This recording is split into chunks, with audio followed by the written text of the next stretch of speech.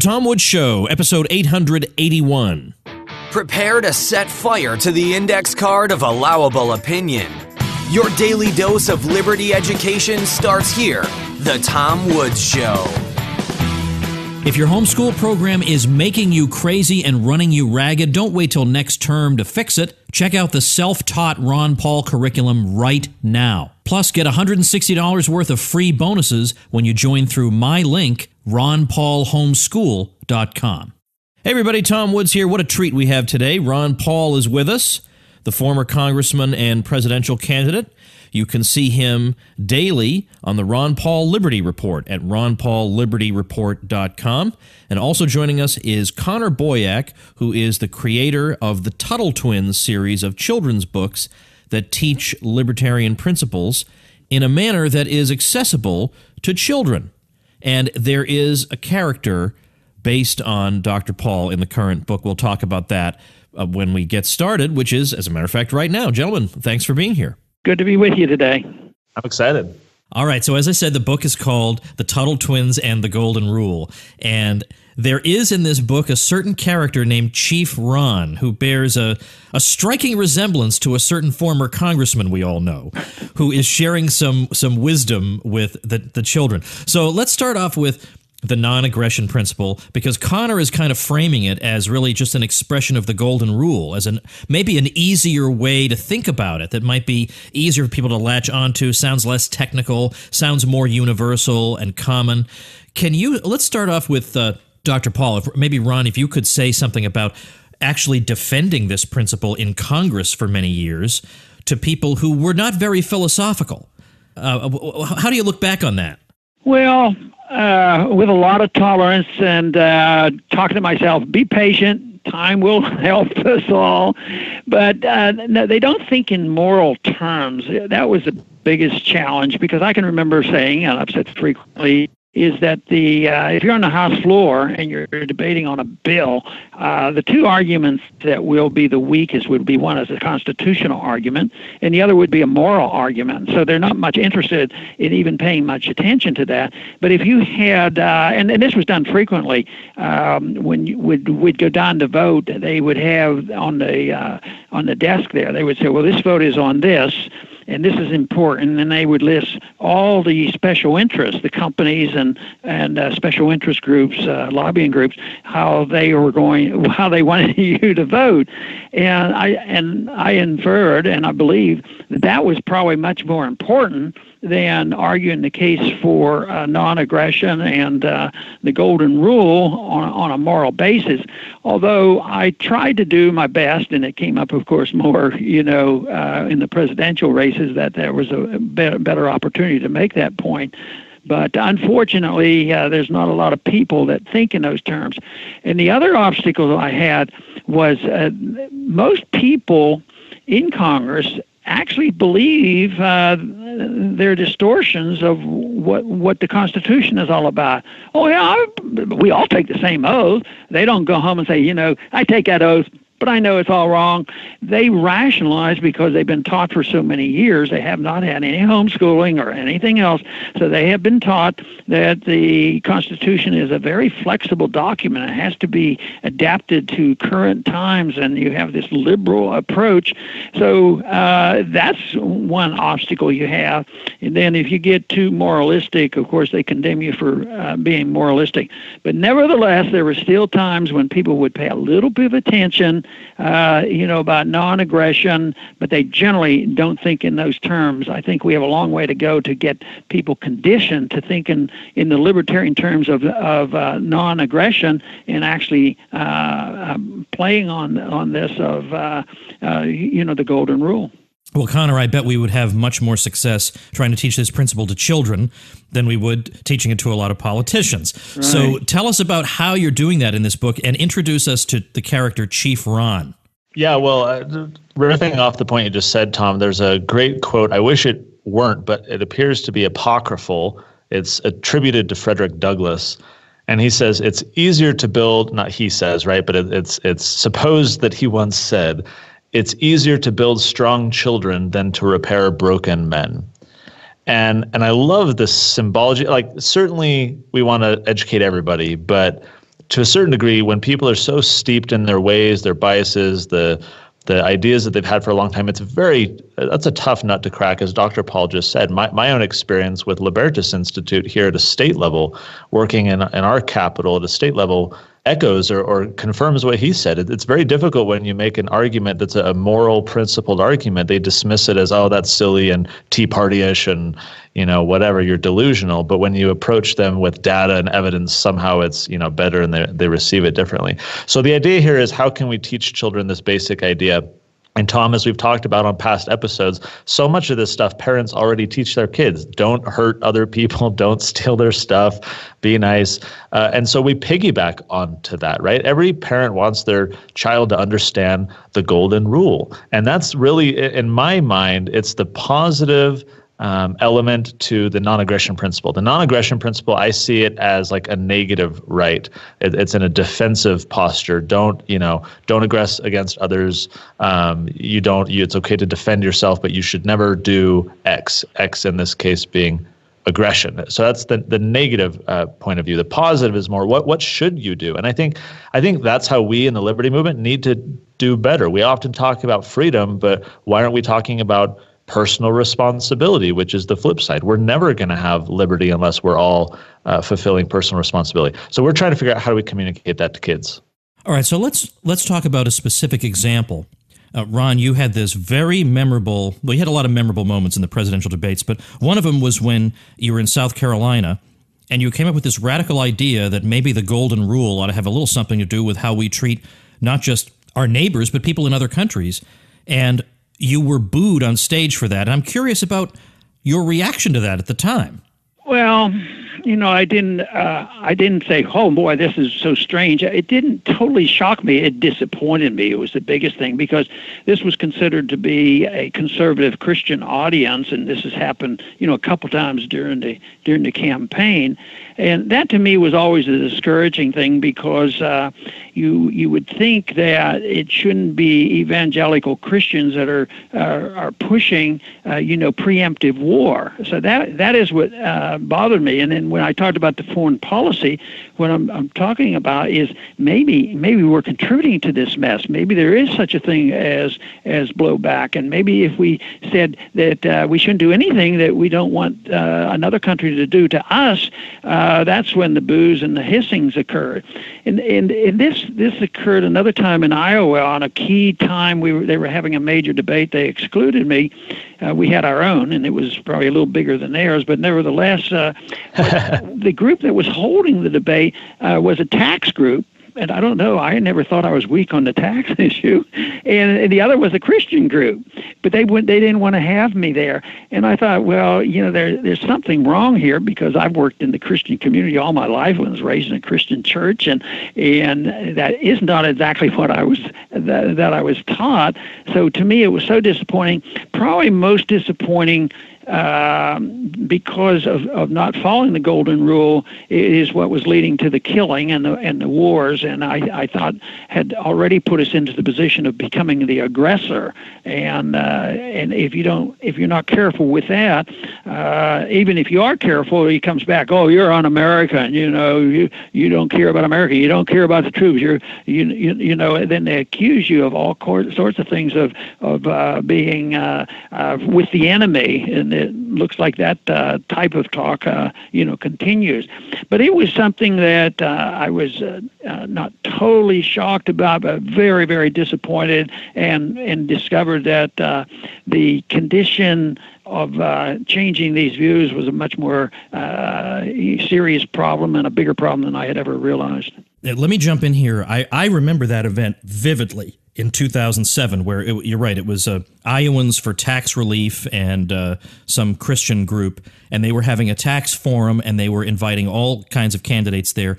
They didn't invite you, and so then you had your own event that had more people than all their whole event combined, even though their event had like 10 candidates. Your one event had just as many. And I kind of date that along with the Giuliani confrontation as the beginning of the Ron Paul revolution, because people began to see, wait a minute, something's going on here. These people drove hours and hours to be on the weekend when most people are watching sports, they drove hours and hours to be at a tax forum so they could support Ron Paul, who was not invited to this other event. It made clear that if you are going to be disrespectful toward Ron Paul, you are going to feel pain from his supporters. And we did not realize the strength of those supporters until that event. Now, Connor, give me an explicit link between the Golden Rule and the non-aggression principle. The non-aggression principle sounds wonkish, philosophical, abstract, but nobody would say that about the Golden Rule because they teach their kids that. Well, that's exactly right, Tom. You may remember a few months ago when we were working on this book, I reached out to you and others trying to find what book talked about in compelling fashion the non-aggression principle, because each of our Tuttle Twins books is based on an original text. And I wasn't aware of any. And so I emailed several people, including you. You referred me on to some, Mises Institute scholars, and no one really had a satisfactory answer. And what I found was that while many books refer, of course, to the non-aggression principle, one of Rothbard's books goes into it pretty well in one chapter of the book. There was no treatise that we could kind of point to. So I was in my office one day, I was looking at my books, and I saw Dr. Paul's book, A Foreign Policy of Freedom. And this book immediately clicked because this book for me was transformational. I first came across Dr. Paul when I was watching a screening of a documentary called America, Freedom to Fascism by Aaron Rousseau. I just graduated college. This was 2006. I watched this and I'm like, who's that guy with white hair that made a ton of sense? Here I am, a millennial, like, who is this guy? So I watched a bunch of YouTube videos. I got the book and I read through it like crazy. And for those who don't know, this book is a compilation of many of Dr. Paul's speeches on foreign policy over the years in Congress, curated, categorized. And I saw in this book basically advocacy all about the non-aggression principle. Yes, in a foreign policy context, but here was a book that was these bold declarations of actually putting into practice when it's at its most difficult, right? When you're talking about foreign policy and intervention, conflict, and war. Here was a book we could point to. And so that's what our book is, quote unquote, based on. But it's not enough to talk just about, I think, the non-aggression principle. Again, it's like talking about our rights. We have negative rights. You have the right to be left alone. You have the right to your life, liberty, and property. Those are negative rights in the sense that no one has people's only obligation is to leave you alone, not actually to provide you with things or do things for you. So those are negative rights. I see the non-aggression principle in the same way. I see the Golden Rule then as kind of the cousin or the flip side to that, where it's the positive element. If we go around preaching, "Don't tase me, bro," which is basically how the libertarian movement has postured itself, that leaves a huge hole. And that's not very appealing to people, especially parents who aren't libertarian, who we could win over to our movement, bring into the fold and reach out to. But that's not a very appealing message. Is like, it's the quote we often hear, like, libertarians, we want to take over the world and leave you alone. There's a great thing to that, but there are so many societal needs and issues where libertarians, especially, from a very social moral perspective, it's not just that we want to leave you alone. It's that, yes, we want people to be free to choose to help. And I think we need to talk more about that. That's where I see the Golden Rule connecting very well with the non-aggression principle, is to say no one has the right to force you to do X. But hey, that's a good thing. We should help people. Let's definitely do that. Tom, you've had on your podcast episodes talking about social entrepreneurs trying to help the poor and educate and all these wonderful things that we can do, not through force, but through persuasion. So that's why we wanted to try and, in this book, fuse the two ideas together. But it's crazy because we're talking to like 5, 6, 7-year-olds about blowback. We introduce what blowback is in the book. We talk about revenge, collaboration between people, justice, certainly the non-aggression principle and the Golden Rule. And it's Chief Ron leading the way. We got our main character trying to resolve the conflict between the kids at this summer camp and helping them learn these principles and then put them into practice. Ron, let me ask you something about one of the ways you used to explain your foreign policy. I think the idea of American exceptionalism, the way the neocons understand it, is very poisonous because it really is the no apologies, our government right or wrong, it's amoral and it's awful, and it gets in the way of reflection. People don't reflect on, I wonder if our government is behaving well or badly. They just think USA, USA. It's very unhelpful. But American exceptionalism is an okay idea if it's that we think we've got some great ideas and we'd like you to consider them. There's nothing wrong with that, and that's what you've promoted. But in particular, you used to give thought experiments that really were golden rule based. You'd say, well, how do you think we would feel if China was putting troops in Mexico? And if we would feel outraged by that, what makes us different from other people that we're allowed to be outraged by that, but other people aren't allowed to be outraged when U.S. troops are all around their countries? Did you ever get anybody who came up to you and said, I never thought of it that way, and that's causing me to look at things differently? On occasion I would. I've always, the one person, and I know you, Tom, you've heard me say it, the one person that influenced me a whole lot was Leonard Reed. And I liked him because of the philosophy, but also his method of teaching and the tone that he used. And he always said that if you use the wrong tone, it's not going to work. So yes, I think America is in many ways, from my own interpretation, a very exceptional nation, especially when we're talking about values of liberty and the success of it. But where I was turned off was, oh yeah, we are so exceptional that we can do this and we cancel it out. It's Jacobinism. We will preach you democracy. We will do this, and then we will force it. So I like to use the word voluntarism. And set an example. I would talk a lot about set an example and let people want to emulate us. And this is what we do, rather than thinking that if you really want to change things, but the only answer that you can come up with is why don't they do that? That is not their ulterior motive of a lot of people. So yes, they tell us that we're in the Middle East to remake the Middle East and make sure people can vote and have elections and all that, but they won't admit that maybe it does have something to do with oil and power and who knows what. So they will keep arguing that it's for humanitarian reasons, and it becomes a total fraud, and they have control of so much of the propaganda. That's the real problem. But they're running into some competition now, with the propaganda, that they can't just say that all these wars, are so noble. This whole idea of us going over there and saying that we're spreading democracy. Of course, we're not in the business of spreading democracy anyway, but they use this. So we go in, we invade a country, we throw them out, we have regime change, we demand they have an election. They have an election, and they elect somebody. Oh, he's not the guy that the CIA supported, so let's get rid of him. It just goes on, and this reveals where they are, where they're really coming from. But unfortunately, it's a constant battle, because we have the politicians talking from government, we have all the media experts and the TV. So Connor and others, we all have a challenge, and that, of course, is why Tom has worked so hard with us on our curriculum, and our homeschooling, because that is what I so strongly believe in, that you have to change people's minds, and that the answers are not political. You just can't say, well, when we get another 3 or 4 votes, then we're going to get rid of the Fed. It doesn't happen that way.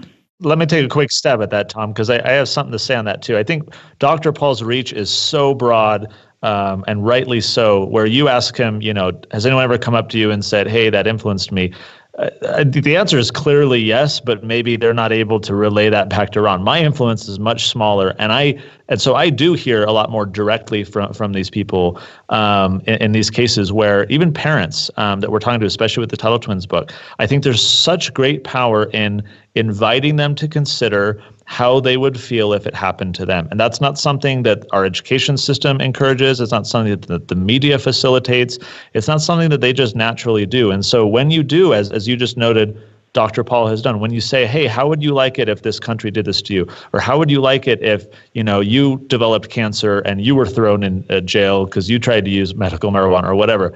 When you use those thought experiments, I've seen it have great effect. I mean, directly in the people that I've used it with legislators, with other activists, with parents. Like, I've seen such great power when you invite them to consider, if it happened to you, how would you feel? And if they're a rational, honest, sincere person, they're going to try and work through that and say, oh man, if I experienced that, yeah, I'd be ticked off too. And that provides an open door to then continue educating them and persuading them, I think. Right. And I think a lot of people, when they meet Ron Paul, they don't immediately say, here are the 7 arguments you made that converted me. They say, oh my gosh, I'm meeting Ron Paul. I think that's what happened. One last thing. I know Dr. Paul's time is limited, but before wrapping up, I do want to ask, given that we are talking about children, there's a natural curiosity about the Paul household with Dr. Paul's own children and grandchildren, and how you conveyed these ideas to them. Did you wait until they were curious and came and asked you things and then you answered them? Or did you sit them all down and say, this is the way it is? Or were there books that you recommended? How did you handle this? Probably if you were viewing how we raise the kids, you'd probably think, well, they're not paying much attention. They're not preaching. They're not doing anything. How did they impart these values? And I keep thinking about back when I was being raised, and maybe I got a little bit that from my parents. My parents didn't, well, my mother got to high school, my dad didn't, no college and this sort of thing. But they were very, successful in business and all. But they never said, you're going to college. I never remember that. But there were 5 boys, and it was almost osmosis. And, and we never received a lecture on how you behave. When you go out, you don't do this, you don't touch alcohol, never heard that once. But for some reason, it was always there. We always knew what was right and what was wrong. In the same way in our household, I don't remember ever, questions were asking. We talked about things, but I think it was more, I don't know whether that's the right word or not, but it sort of was osmosis. It was sort of in the atmosphere, and they sensed it. So they all, eventually, learned the philosophy. Some read more, read a lot. The other ones didn't read as much, and they just, got attached to it. But they would go out. They were really wanting to participate as a family event, go out and campaign, and that was exciting. And they would maybe hear a speech or two, but other than that, it was never. We didn't have. Our kids all went to public school. There was not as great a need, and there weren't any real options, and we weren't cut out to be homeschool teachers, and there wasn't as much. We were in the early '80s. We were still fighting for the right to have homeschooling education. So I don't know whether that answers the questions, but we feel fortunate that they were able to absorb the values that we thought were important, but they were almost like never discussed. We attended church together, we did the praying together, but it was never a lecturing type of thing, and very few serious discussions on this is right and this is wrong, don't do this, don't use drugs. It just never came up, and I feel like maybe we were lucky. Well, it apparently worked out well for you, because you have a pretty good-looking family in terms of everybody is successful, and it's the kind of family a lot of people would love to have. So somehow you did something right. That's really, really tremendous. That you can look at your family and say, "Wow, amazing! They're children I'm proud of, not just for their careers, but because of who they are." And I've met a lot of your children. And I want to add one more thing that's probably very, very important, is having a wife that knows something about raising kids. There you go. She always stayed at home, and I did travel. Medicine was very busy, and when I first went to Congress, I always figured I went too soon because the kids were still small, and one of the reasons why I went back home, and I didn't want to give up on medicine. But when I was going back and forth, even to this day, she usually was always there with the kids. kids, and she knew where they were, and she instead of just letting the kids go and go looking for trouble, the one thing is we had an open door policy, bring them home, so our house was the neighborhood meeting place, but she did a tremendous job in doing that, and being the main child raiser in many ways. And it's interesting to be in her Facebook feed, because when Rand would be attacked during the campaign or whatever, even sometimes she would post a link to somebody defending him, and she'd be ticked off. I mean, really like a mom, just how Mama Bear. just how you'd want your mom to be. Connor, as we wrap up, tell people how can they get the Tuttle Twins and the Golden Rule, and indeed the whole Tuttle Twins series? Yeah, I'd like to add a very brief note on that last point, and then I'll certainly do that. I think the osmosis thing that Dr. Paul mentioned is key. As I look at my own parenting style, if you give kids a textbook and say, here, you're going to learn about the non-aggression principle or the golden rule, like, they're not going to absorb that. But if they see you and mom living it, talking amongst yourselves about it, yeah, maybe. I mean, can you imagine having Ron Paul as your dad and going to a speech? You're going to pick these things up. I think we have so many parents out there who don't understand those ideas yet. They don't feel confident about them. They don't know how to have a discussion with their kid. I think, those spontaneous, informal interactions with kids are key for them to really absorb and understand this stuff, rather than sitting down and drilling it into them and saying, hey, you're going to read this book. We want to make it very engaging. That's why with the Tuttle Twins, we opt for the storytelling format, where they just see Ethan and Emily, the Tuttle Twins, experiencing this thing. And in this book, they all go to summer camp, and they see that the camp rivalry between teams deteriorates, and they start fighting and cheating and pranking. And then Chief Ron steps in and helps them see a better path, and then they can unite to solve a common problem and become friends again. So I think the experience and the storytelling is where we got to go. The Tuttle Twins and the Golden Rule is brand new, just came out. All the books are at TuttleTwins.com. If many of your listeners have already got the whole set of books, they're just waiting for this one, you can just go to TuttleTwins.com/golden, and that's where you can get that book. But we're having a ton of fun. Super appreciative to Dr. Paul for consenting to be a part of this book. I think these ideas have such staying power, and being able to include him in this book and propagate those ideas for generations to come is super exciting to think about. So thanks to you, Dr. Paul, and to Tom for having us on today. Well, certainly thanks to you both. I want to note that at tomwoods.com/881, I'll link to the books, and I will also link to the Ron Paul Liberty Report, which is the best source to keep up with what the Trump administration is up to by far. So ronpaullibertyreport.com is what you should check out. I'll link to all that at tomwoods.com/881. Thanks very much to both you gentlemen for your time today. We all appreciate it. Great to be with you. Thanks, Tom. All right, now before I let you go, remember, because I'm about to give you a great example, remember all the great bonuses I give you. If you're planning on starting a website or a blog, you would be crazy not to use my link, because the bonuses I give you are gold. I publicize your brand new site right here on the show to a lot of people. I link to it on my site, which gets you some extra SEO juice. I give you 24 free video tutorials and membership in my private bloggers group, Self-Help Mutual Help Group. It's a tremendous series of bonuses. You'd be crazy to turn them down. You can find out about them at tomwoods.com/publicity. Well, today, I'm really happy to tell you about a brand new site created by a listener, and it's musicandguitarlessons.com. Now, if you're thinking to yourself, well, I'm not a musician, hold on. There's education to be had here, because the creator of this site has done the sorts of things that I've been badgering people listening to this show to do. He's mastered affiliate marketing. He's mastered membership sites. He's mastered recurring income from the internet. He knows exactly what he's doing. He listened to a certain person behind a certain microphone over here. So over at musicandguitarlessons.com, what you will find is a bunch of brain training puzzles like Lumosity. But these puzzles are specifically for the guitar fretboard, and they're intended to help players of all levels understand and recognize the patterns on a guitar. Really helpful. This is a guy, by the way, he calls himself Ross the Music Teacher.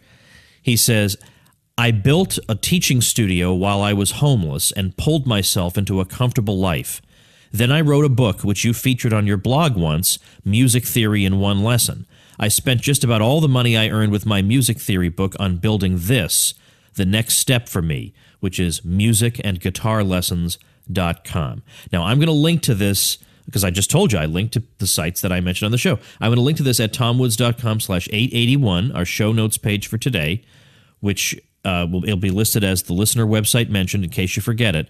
But I urge you to check out musicandguitarlessons.com, created by a very loyal listener of the show, a member of my supporting listeners program, a great guy, a smart entrepreneur. Help him out. I want to give him a boost here, and check him out. He's a listener of the show just like you, and he's got a lot to teach you. He's smart. He's a great teacher. So check it out, musicandguitarlessons.com. That will do it for this week. I'll see you next week. Become a smarter libertarian in just 30 minutes a day. Visit tomwoods.com to subscribe to the show for free, and we'll see you next time.